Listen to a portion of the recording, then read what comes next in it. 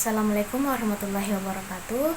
Perkenalkan, nama saya Salsabila Al-Mukni dengan NIM 2310111017 dari kelas IKA 23A.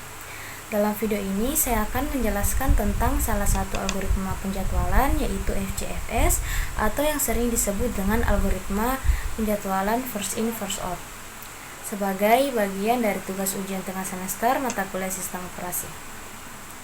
Pertama-tama saya ingin berterima kasih kepada Allah Subhanahu wa Ta'ala yang telah memberikan saya kemudahan dalam menyelesaikan tugas ini. Dan saya juga berterima kasih kepada dosen pengampu mata kuliah sistem operasi Bapak Muhammad Syafaat Eskom Mkom yang telah memberikan tugas ini. Langsung saja kita ke slide pertama. Di sini ada algoritma pengertian algoritma FCFS. Algoritma penjadwalan yang pertama, apa itu algoritma penjadwalan? Algoritma penjadwalan adalah suatu metode yang dilakukan untuk mengeksekusi proses dalam suatu sistem. Nah, apa itu algoritma FCFS? Algoritma FCFS yaitu algoritma penjadwalan yang mengutamakan proses yang pertama kali masuk untuk dilayani terlebih dahulu. Nah, di sini ada cara kerja algoritma FCFS. Yang pertama, proses-proses yang akan datang akan dimasukkan ke dalam antrian sesuai dengan urutan kedatangan. Proses pertama yang akan datang akan menjadi yang pertama kali untuk dilayani. Selanjutnya, CPU akan mengeksekusi proses-proses yang ada di antrian satu persatu. Setelah proses pertama selesai, CPU akan melanjutkan ke proses berikutnya. Selanjutnya, ketika suatu proses selesai, sistem akan mencatat waktu penyelesaian dan melanjutkan ke proses berikutnya, sehingga semua proses dalam antrian dieksekusi. Selanjutnya, setelah semua proses selesai, waktu tunggu dan waktu penyelesaian untuk setiap proses dapat dihitung untuk dianalisis lebih lanjut. Nah, di sini ada kelebihan algoritma FCFS. Kelebihan yang pertama itu, FCFS memiliki struktur yang sangat sederhana sehingga mudah dipahami dan diimplementasikan. Yang kedua, setiap proses diperlakukan sama berdasarkan urutan kedatangan sehingga tidak ada diskriminasi terhadap proses tertentu. Yang ketiga, tidak ada memerlukan perhitungan prioritas atau waktu eksekusi. Selanjutnya, kekurangan algoritma FCFS. Kekurangan yang pertama itu, proses yang datang setelah proses yang lebih lama harus menunggu.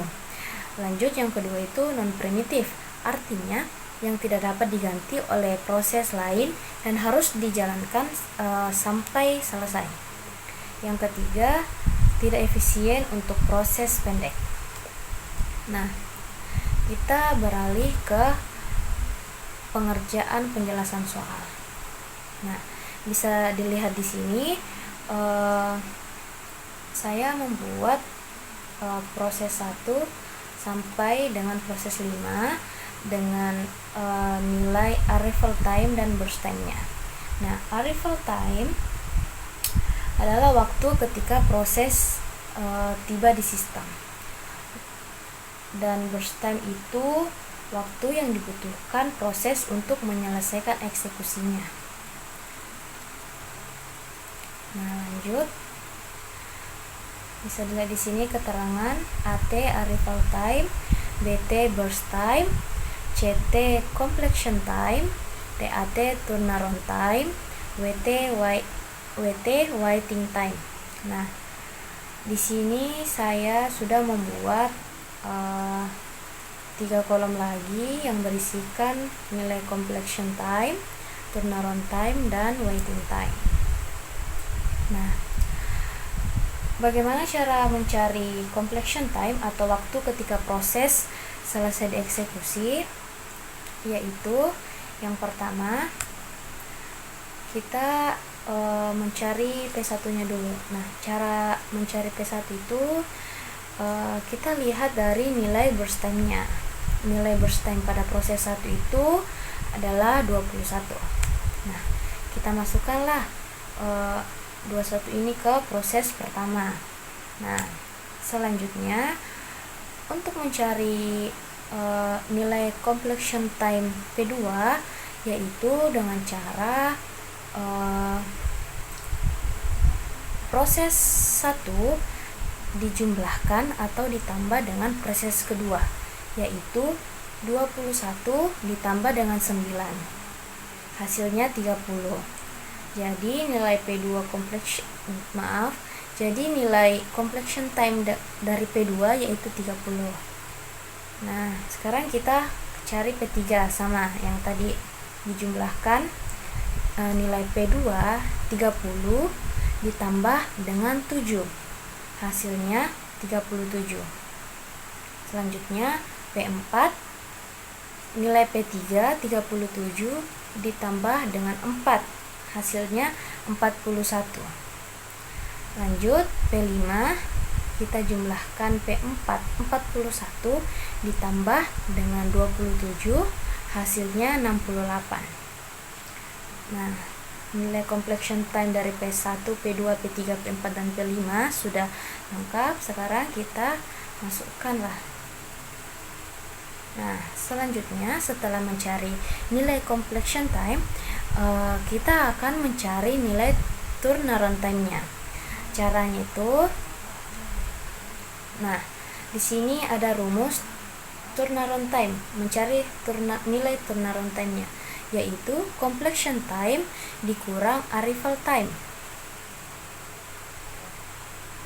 Nah, caranya itu yang tadi, nilai arrival time-nya P1 0 dikurang dengan nilai P1 dari completion time, yaitu 21. 0 dikurang 21, hasilnya 21. Nah, nilai P2, nilai arrival time-nya 2 dikurang dengan nilai completion time 30, hasilnya 28. Nilai nilai P3, arrival time-nya 1 dikurang dengan completion time 37, hasilnya 36. P4, arrival time-nya dikurang dengan 41 nilai completion time-nya, hasilnya 37. Lalu P5 sama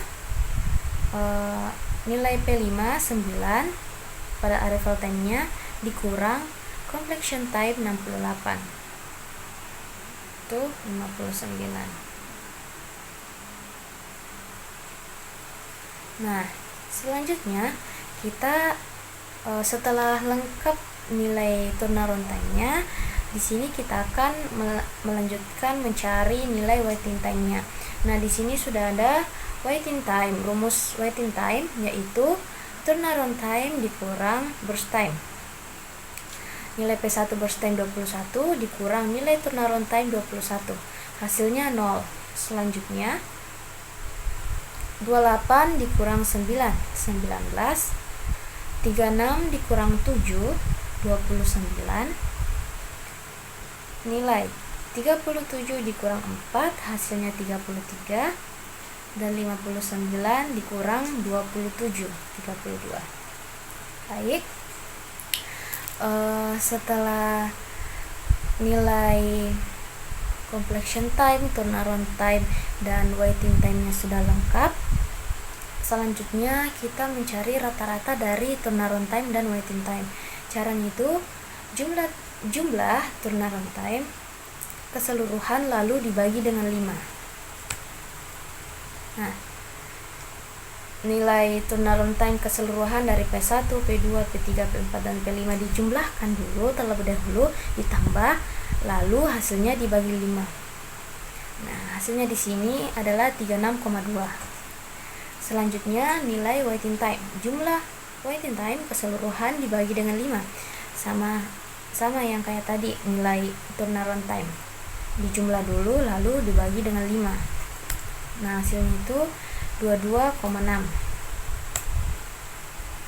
Nah, baik, itulah tadi penjelasan dari saya. Kurang lebihnya mohon dimaafkan. Wabillahi taufiq wal hidayah. Wassalamualaikum warahmatullahi wabarakatuh.